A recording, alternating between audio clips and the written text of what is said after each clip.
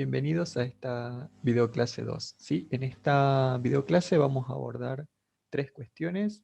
La primera de ellas, parámetro y estadístico, o parámetros y estadísticos. El segundo tema que vamos a abordar son las características que debemos identificar de una población o una muestra, ¿sí? Aunque en algunos libros vamos a ver que se enfocan a lo que es población únicamente. Y por último, ventajas y desventajas de un estudio censal. Bien, entonces vamos a iniciar con las palabras, ¿no? Parámetro y estadístico. Un parámetro, ¿sí?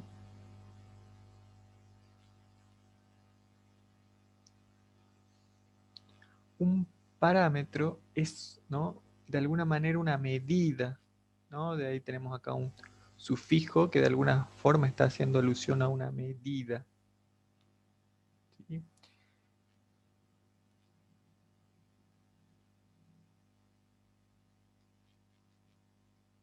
Y un estadístico, o también en algunos libros, por sobre todo en los españoles de España, estadígrafos. ¿A qué van a hacer referencia estos? Los dos están representando lo mismo, es decir, a nivel práctica, ¿no? Los dos son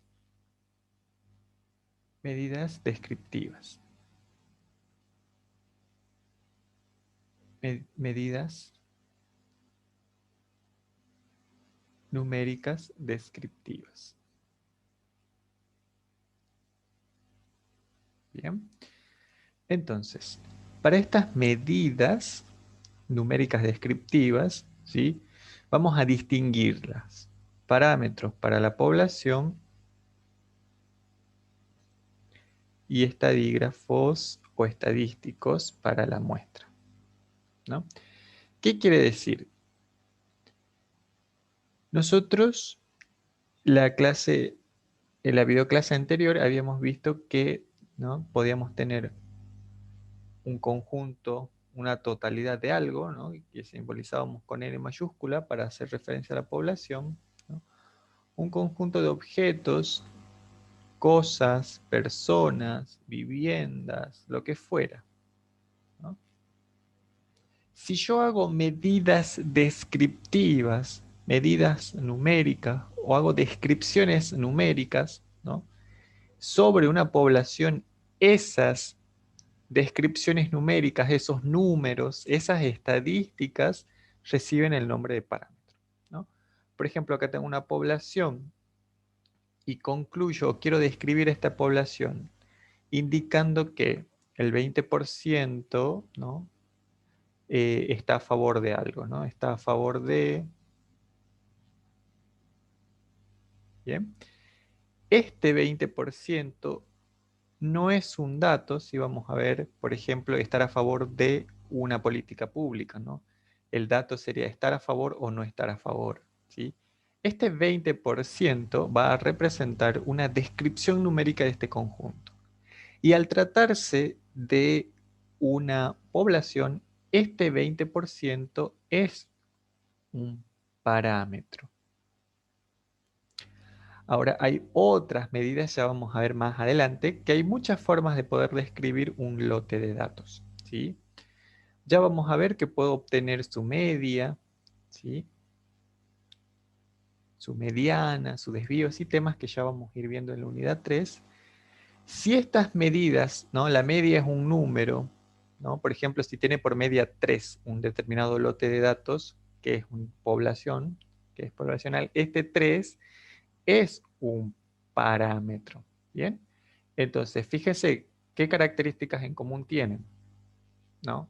Son números, ¿no? Son descripciones numéricas. Son números que están resumiendo una característica, están describiendo una característica. Pero estos números no son datos, ¿bien? Ahora, ¿qué pasa si en vez de pensarlo como población, esto lo pienso como muestra, ¿no? Esto es una muestra, es decir, es parte de una población. No sé si representativo o no, pero podemos decir en esta instancia de que es una muestra nada más, como mi objetivo es describir, no necesito que sea representativa, ¿sí? Si yo tuviese que inferir, ¿no? Hacer proyecciones o algunas predicciones o trabajar con pruebas de hipótesis, ahí sí necesito obligatoriamente que esta muestra sea representativa de su población. Pero, ¿no? En esta instancia vamos a suponer que es una muestra, no sabemos si es representativa o no, ¿no? Entonces hago lo mismo, pregunto si están a favor de esta política pública y cuento, y bueno, el 20% está a favor de, o en base a otras preguntas obtengo su media y estrés, ¿no? Entonces, estos van a ser estadísticos, ¿ok? Entonces son medidas, ¿no? Descripciones numéricas, medidas numéricas descriptivas o descripciones numéricas sobre características de una muestra. Bien, entonces vamos a tener parámetros, descripción numérica de una población, estadístico o estadígrafo, descripción numérica de una muestra. Bien, vamos al siguiente tema. El siguiente tema es características que tiene, ¿sí? Una población o muestra.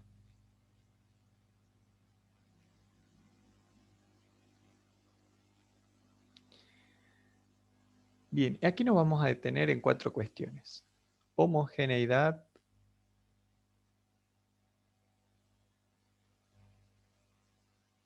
tiempo,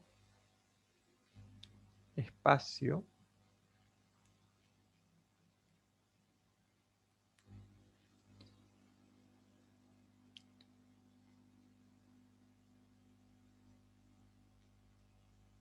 cantidad o tamaño. Bien, ¿qué quiere decir esto? A ver, ¿no? Podemos volver a un ejemplo acá de una población de personas. Bien. Si yo quiero preguntar algo de estas personas, ¿no? Yo quiero averiguar, por ejemplo, que sean estudiantes, ¿no? Quiero saber por qué los estudiantes prefieren un examen escrito a un examen oral en esta materia, por ejemplo, ¿sí? Tienen posibilidad de elegir rendir oral o escrito, pero casi siempre eligen escrito, ¿sí? Salvo raras excepciones, pero entonces ese puede ser una duda, un motor sobre el cual yo quiera indagar un poco más y conocer un poco más. Entonces, para conocer más o dilucidar esa duda o tener un poco más de conocimiento sobre esta cuestión, ¿no? Voy a necesitar datos. Pero antes de ir a los datos, que ya lo vamos a ver en próximas videoclases, yo necesito saber el contexto, ¿no? O las características que tienen mis elementos, ¿sí? No se olviden de esos conceptos, ¿no? Si yo esto lo pienso como una totalidad, ¿no? Acá el elemento va a ser cada uno de los estudiantes, ¿no? En este ejemplo que estoy trabajando. Entonces, yo necesito saber cuáles son las características comunes que tienen todos estos elementos, ¿no? Entonces, todas estas características, ¿no? Comunes se llaman homogeneidad, ¿sí? ¿Qué tienen en común? Por ejemplo, si son todos estudiantes, puedo hacer, ¿no? Una investigación con estudiantes de distintas materias, estudiantes de distintos institutos, estudiantes de mi curso, ¿no? Del curso de estadística aplicada, del curso de estadística, del curso de probabilidad y estadística, ¿no? De cualquier curso. Entonces, estas características comunes es, a ver, ¿qué recorte estoy haciendo? ¿Qué selección estoy haciendo? ¿No? ¿Sobre quiénes estoy preguntando? ¿Qué cosas en común tienen estos? Porque yo puedo hacer estudios comparativos, ¿no? Seleccionar un grupo, por ejemplo, estudiantes del 6001, estudiantes del 6006, estudiantes del 6005, estudiantes del 6043, ¿no? Y hacer preguntas y tal vez hay un comportamiento distinto, ¿no? Entonces, esa característica de estudiante la comparten todas, pero al momento de hacer diferenciaciones o poder hacer comparaciones, ya dejan de estar en común, ¿no? Por ejemplo, respecto a la cualidad instituto de pertenencia, ¿no? Porque unos pertenecen al 6006, otros al 6001, 6005, 6043. Bien, entonces, cuando vamos a la homogeneidad, entonces pensemos en todas las características que tienen en común, ¿sí? Puede ser género, ¿no? Puedo preguntar en alguna institución donde por políticas institucionales solo admiten mujeres o solo admiten varones, ¿sí? Entonces, por ejemplo, si yo pregunto alguna cuestión a las chicas de ese tipo de instituciones o a los chicos, ¿no? Me dirán, me responderán algunas preguntas, pero al momento de pensar su homogeneidad, ¿no? Van a ser todos varones, todas mujeres, ¿no? Esas características que pertenecen al conjunto de la homogeneidad lo vamos a caracterizar como si fuesen constantes. ¿Y por qué son constantes? Son constantes porque yo miro a todos mis elementos de estudio, bajo estudio, y es una característica que no cambia. Bien, por eso también podemos referirnos a ellos como una característica constante de todos mis elementos. Bueno, y respecto a tiempo, espacio, no hay mucho que agregar, ¿no? Tiempo hace referencia al momento, al periodo en el cual yo obtengo datos, ¿no? Pues un momento o un periodo, ¿sí? Espacio, ¿no? Se refiere también al lugar en el cual se está llevando, ¿no? Perdón, en el lugar donde están mis elementos, ¿no? ¿Dónde están mis elementos? ¿Cuándo están? ¿No? ¿En qué momento están? ¿Dónde están? ¿No? Este tiempo y espacio hace referencia a cuándo y dónde, ¿no? Esto es muy importante porque, por sobre todo en ciencias sociales, nuestras opiniones van cambiando, ¿no? En función del tiempo, ¿no? Es distinto mi yo de hace 10 años, ¿no? Porque tal vez adquirí nuevos conocimientos, nuevas formas de ver la vida, etcétera. Entonces, como las opiniones van cambiando, es importante, ¿sí? Poder distinguir en qué periodo de tiempo estoy haciendo, no estoy pensando en esos elementos, ¿no? Todas estas características están pensadas en función de los elementos, ¿no? Todavía no estoy obteniendo datos, pero ya vamos a ver que también estos elementos a nivel de datos son importantes. Y por último, cantidad y tamaño hace referencia a cuántos, ¿no? Primero, si son finitos o infinitos.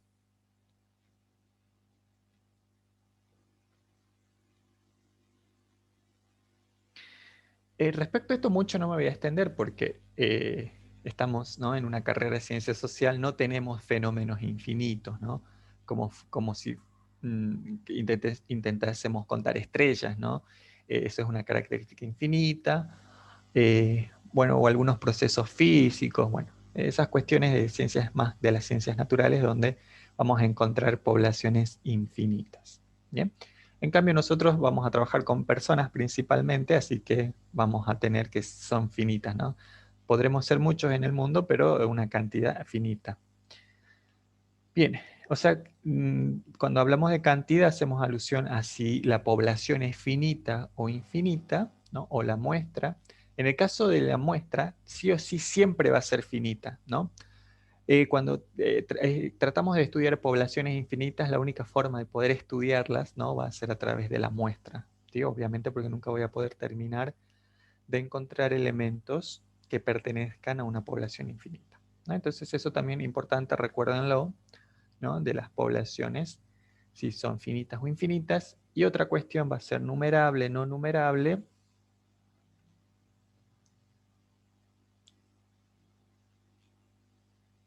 Bien, ¿a qué está haciendo referencia esto? Si es fácil o no contar, ¿no?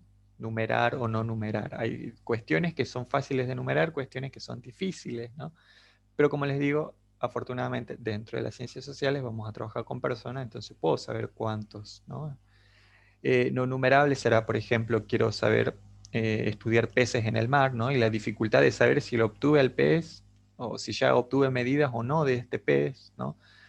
no sé si habrán visto documentales de Discovery Channel, pero usualmente, ¿no? Se extrae el pez, se le coloca en la aleta un distintivo, un color, algo de tal manera que los biólogos marinos sepan que ese pez ya fue o ya se obtuvieron características, ¿no? Para evitar duplicados. Entonces, a veces es fácil numerarlos, a veces no, por las propias características del estudio.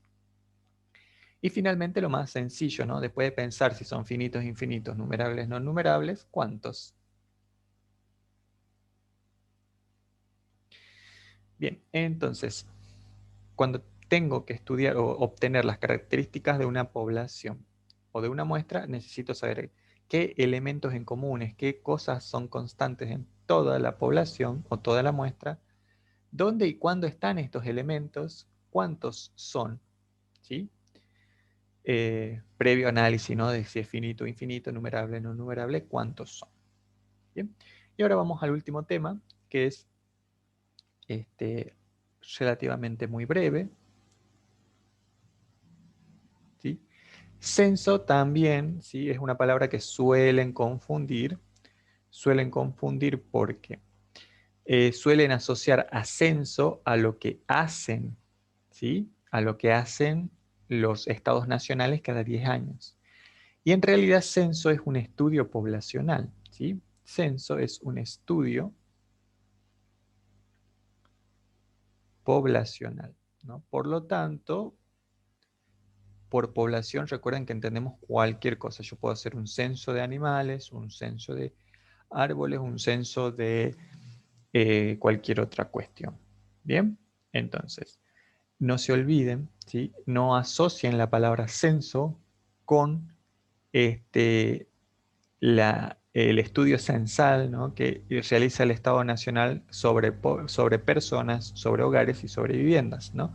No es que el censo se reduce a esas cuestiones. Yo puedo hacer, por ejemplo, una encuesta a todos mis estudiantes inscriptos a la materia y va a ser un estudio censal, ¿bien? Porque está eh, pensando o aplicándose a una población, ¿sí? Se está aplicando a una población. Bien, ahora, si por censo entendemos un estudio poblacional, vamos a entender por estudio muestral, ¿no? Al estudio o a las características que yo logro obtener a partir de una muestra. Bien. Y vamos a nombrar brevemente, ¿no? Sus ventajas. ¿Cuáles son las ventajas de hacer un censo? Las ventajas de hacer un censo van a ser entonces, ¿no? Obtener información del todo, obtener datos de cada elemento, ¿sí? Esto se puede hacer, ¿no? Siempre y cuando la población sea finita. Bien. Ahora, al ser un estudio muy grande, ¿no? Me puede servir de base para otros estudios. Bien. Y por último, detectar sucesos o eventos, si podemos denominar detectar sucesos o eventos infrecuentes. También, no sé si escuchan en las noticias, por ejemplo, uno de cada 100.000 habitantes, tal cuestión. ¿Sí? ¿Cómo pude detectar a ese único caso en esos millones? ¿No? A través de un estudio censal. Bien, a través de un estudio de toda la población, ¿no? O un estudio que trata de abarcar grandes cantidades, ¿sí? De datos. Bueno, entonces recuerden, ¿no? Esta ventaja va a ser válida únicamente si se trata de una población finita. Bien. Y ahora vamos a sus desventajas, ¿no? Imagínense, si bien, ¿no? En el ejemplo que les di, de que yo le puedo preguntar a todos mis estudiantes inscriptos, y eso va a ser un estudio censal, ¿no? Cuando uno habla de estudio censal, en general trata de obtener una gran cantidad de datos, ¿no? Entonces, la población siempre está haciendo referencia a algo grande, muy grande, ¿sí? Eh, aunque bueno, no queda claro muchas veces en las investigaciones o en los recortes de diarios si se estaba tratando de algo poblacional o de algo muestral, ¿sí? Dado que vamos a tratar de pensar que el censo es algo grande, ¿no? Por ejemplo, todos los estudiantes de los institutos de la provincia de Salta, ¿no? Eh, ¿Cuáles van a ser las desventajas? ¿Sí? Voy a necesitar recursos humanos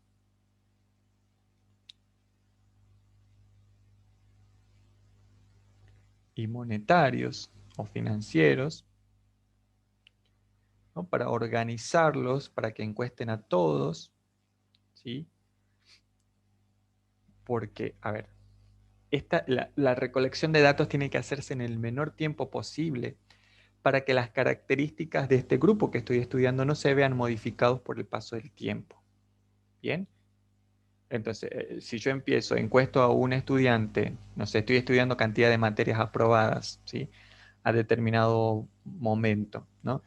A un estudiante le pregunto en enero, febrero, otro estudiante le pregunto en diciembre, otro en julio, ¿no? Obviamente, ¿sí? No voy a poder comparar esos datos porque fueron obtenidos en diferentes momentos que estaban sujetos a modificación, ¿no? Después de una mesa de examen, seguramente esa característica se ha visto modificada o variada, ¿no? Necesito obtener los datos de todos lo antes posible.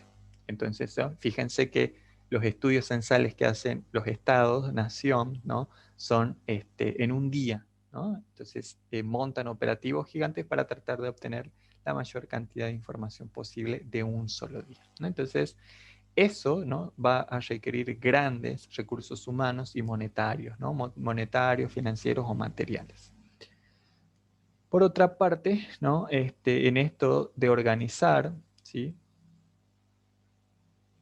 Imagínense que a nivel país necesitan organizar miles de equipos que van a tomar los censos, ¿no? Requiere organización, requiere de organizar y lleva muchísimo tiempo. Y por último, ¿sí? Es que yo voy a obtener grandes masas de datos y ¿qué va a ocurrir? Necesito tiempo de procesamiento.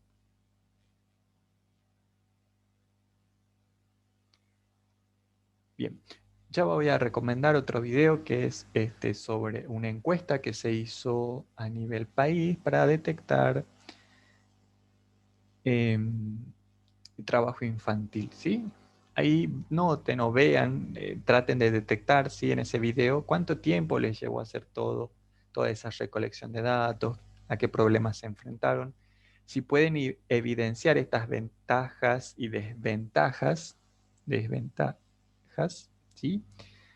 Y bueno, esas cuestiones son muy interesantes. Así que bueno, nos vemos en otra videoclase.